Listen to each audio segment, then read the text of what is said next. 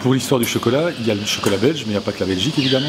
Mais en Belgique, ce sera sous Charles Quint qu'on va vraiment découvrir le chocolat, puisque ces bateaux arriveront d'abord en Espagne, mais ensuite dans le port d'Anvers, puisqu'il est dans les terres, protégé contre les bateaux anglais.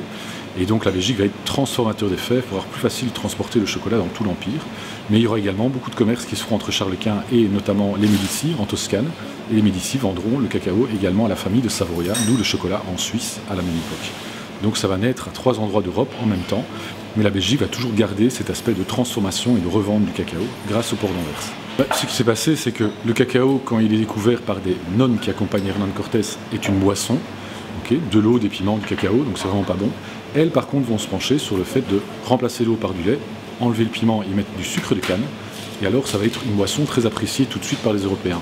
Par la suite, l'idée c'est de transporter des blocs et non pas des fèves, et on pouvait les gratter dans du lait chaud.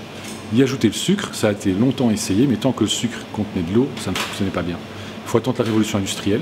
Et la révolution industrielle, on peut dégraisser le cacao pour avoir du cacao en poudre et rajouter ce beurre de cacao dans du chocolat pour le rendre un peu plus fluide quand on le fond. Ça va devenir le chocolat de couverture.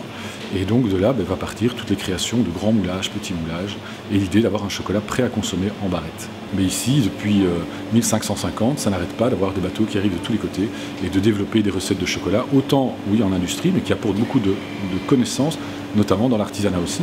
Et puis, on est un petit pays qui a fait partie d'un grand empire. On a été aussi dominé par la France, mais on a été aussi, grâce à Charles Quint, on avait des contacts avec l'Espagne, l'Allemagne, l'Autriche, les deux Siciles qui étaient Naples et la Sicile. Et donc, il y a eu ce mélange de cultures qui a fait que certainement le chocolat a été trituré dans tous les sens, et encore maintenant, autant salé, autant sucré.